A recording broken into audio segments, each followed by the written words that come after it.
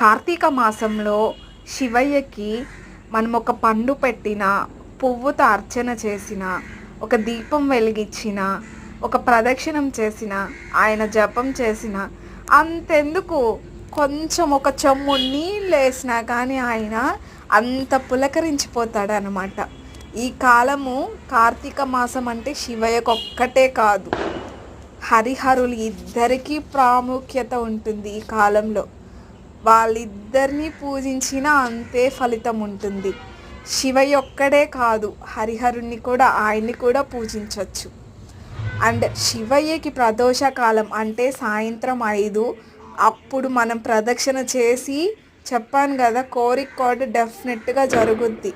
అది కాకుండా రాత్రి జాజి పూలు గ్లాస్లో వేసుకొని ఆ నీళ్లు పొద్దున అయ్యవారికి మనం కానీ అభిషేకం చేస్తే మహా ఫలితం దక్కుతుంది తెలుసా.